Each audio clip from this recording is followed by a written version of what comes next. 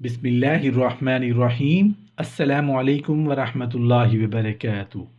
یہ عورت جنت میں جائے گی۔ کون سی عورت ہے جو جنت میں جائے گی؟ اور ایسی بات کس نے کہی؟ امام بخاری اور مسلم یہ حدیث بیان کرتے ہیں کہ ایک مرتبہ عطا بن ابی رباح رضی اللہ عنہ حضرت عبداللہ بن عباس رضی اللہ عنہ کے ساتھ کھڑے تھے کہ سامنے سے ایک کالے رنگ کی لونڈی گزری۔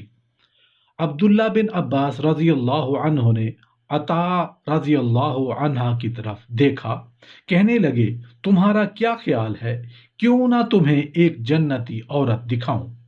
حضرت عطا رضی اللہ عنہ نے تعجب سے کہا کہ ایک جنتی عورت؟ حضرت عبداللہ رضی اللہ عنہ نے فرمایا کہ ہاں، ایک عورت ہے، جب وہ وفات پا جائے گی تو جنت میں جائے گی۔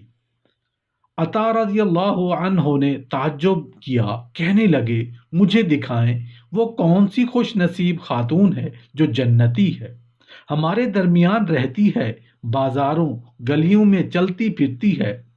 عبداللہ بن عباس رضی اللہ عنہ نے کالے رنگ کی اس بوڑھی لونڈی کی طرف اشارہ کیا، کہنے لگے کہ وہ بوڑھی عورت جنتی ہے۔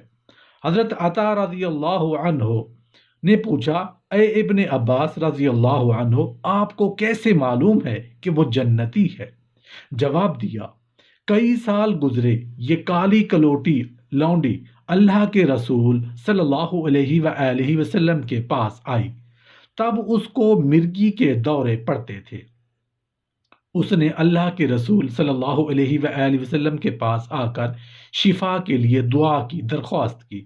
وہ کہنے لگی میری زندگی اجیرن ہو گئی ہے، بچے مجھ سے ڈرتے ہیں، میرا مذاق اڑاتے ہیں، ہنستے ہیں، میں بازار میں ہوں یا گھر میں یا لوگوں کے پاس، اچانک مجھے دورہ پڑتا ہے اور مجھے ہوش نہیں رہتا، میں اس زندگی سے تنگ آ چکی ہوں۔ اللہ کے رسول اللہ سے دعا فرمائے کہ وہ مجھے شفا عطا فرمائے۔ رسول اللہ صلی اللہ علیہ وآلہ وسلم نے چاہا کہ صحابہ کرام کو صبر پر درس دیں۔ آپ نے فرمایا، اگر تم چاہو تو صبر سے کام لو اور اس کے عوض تمہارے لیے جنت ہے، اور اگر چاہو تو میں تمہاری شفا کے لیے اللہ سے دعا کروں۔ اللہ کے رسول صلی اللہ علیہ وآلہ وسلم نے جب بات ختم کی تو اس عورت نے غور و فکر کیا، سوچا، اپنے حالات اور اپنی بیماری کو دیکھا، آپ صلی اللہ علیہ وآلہ وسلم کے فرمان کو اپنے دل میں دہرایا۔ اب وہ دونوں میں فیصلہ کرنا چاہ رہی تھی کہ کس کو اختیار کروں، صبر کو یا دنیاوی آرام کو۔ غور کیا کہ دنیا تو فانی ہے، اسے ایک دن تو ختم ہو جانا ہے، میں جنت کی طلبگار کیوں نہ بنوں، اس کی چاہت کیوں نہ کروں؟ اور پھر اس نے اپنا فیصلہ صادر کر دیا، اے اللہ کے رسول، میں صبر سے کام لوں گی، لیکن جب مجھے مرگی کا دورہ پڑتا ہے تو میں بے پردہ ہو جاتی ہوں، اس لیے آپ اللہ تعالیٰ سے دعا فرما دیں کہ وہ مجھے بے پردہ نہ کرے۔ رسول اللہ صلی اللہ علیہ وآلہ وسلم نے اس کے حق میں دعا فرمائی تھی۔ رسول اللہ صلی اللہ علیہ وآلہ وسلم نے فرمایا، ساری دنیا زندگی کا سرمایہ ہے اور دنیا کا قیمتی سرمایہ نیک عورت ہے۔ اگر نیک عورت بیوی ہے تو دنیا کے سب سے قیمتی دولت ہے۔ اگر نیک عورت ماں ہے تو اس کے قدموں تلے جنت ہے۔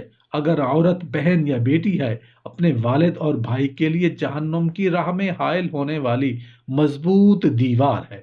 اگر کوئی عورت یہ چاہتی ہے کہ اس کو دنیا اور آخرت کی بھلائی حاصل ہو اور وہ اپنے والدین، شوہر، بھائی، بہن اور معاشرے کے لیے قیمتی سرمایہ بنے اور اسلام کا عطا کیا ہوا بلند مقام اسے حاصل ہو، تو اسے اپنی زندگی میں چند امور کا اہتمام کرنا پڑے گا۔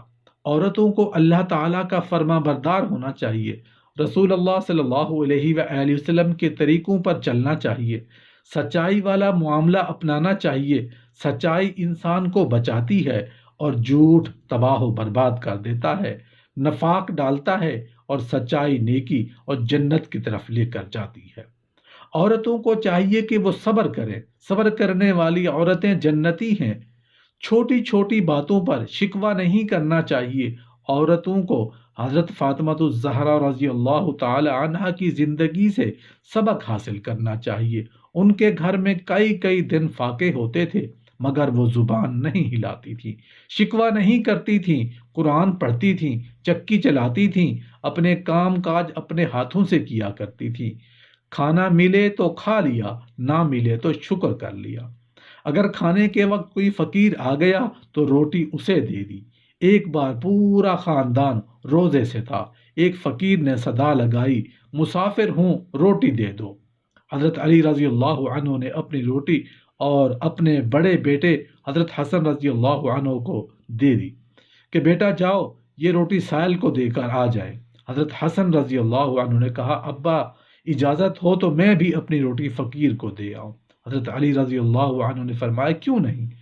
حضرت حسن رضی اللہ عنہ دونوں روٹیاں لے کر جانے لگے تو حضرت حسین رضی اللہ تعالی عنہ نے بھی اپنی روٹی بھائی کو دی اور کہا بھائی میری روٹی بھی سائل کو دے آئیں۔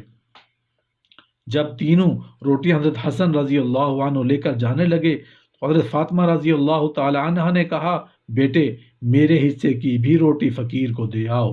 چاروں روٹیاں لے کر جب حضرت حسن رضی اللہ تعالی عنہ جانے لگے تو پاس بیٹھی خادمہ یہ مناظر دیکھ رہی تھی۔ انہوں نے کہا بیٹے میرے حصے کی روٹی بھی مسافر کو دے آؤ، میں آپ سے کیوں پیچھے رہوں؟ اگر آپ پانی سے افطاری کر سکتے ہیں تو میں بھی پانی سے افطاری کروں گی۔ اس سارے خاندان نے پانی سے افطار کیا۔ عورتوں کا اپنا کو رول ماڈل حضرت فاطمہ رضی اللہ تعالی عنہ کو بنانا چاہیے جو صبر اور رضا کی پیکر تھی۔ ایک اہم بات اللہ سے ڈرنا بھی ہے۔ جو عورت اللہ سے ڈرتی ہے، شوہر کی تابعدار و وفادار رہتی ہے، اس کے لیے بھی جنت ہے۔ ضعیف، کمزور اور محتاج لوگوں کی مدد کرنا بھی بہت بڑے اجر والا کام ہے۔ جو عورت یہ کام کرتی ہے وہ بھی جنتی ہے۔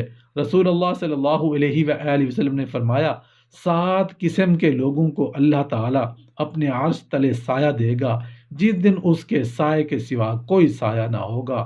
ان میں سے ایک وہ بھی ہے جو صدقہ دیتا ہے لیکن اس طرح پوشیدہ طور پر کہ دائیں ہاتھ کے خرچ کی بائیں ہاتھ کو بھی خبر نہیں لگتی۔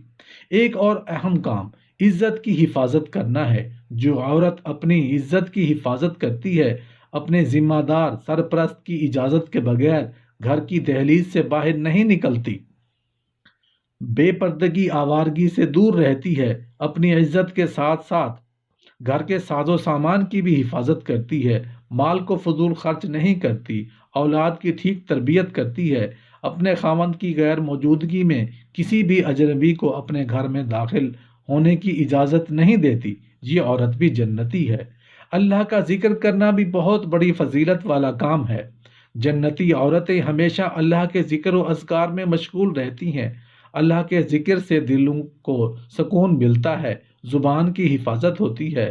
رسول اللہ صلی اللہ علیہ وآلہ وسلم نے فرمایا جو شخص مجھے اپنی زبان کی ضمانت دے گا میں اس کی جنت کی ضمانت دیتا ہوں۔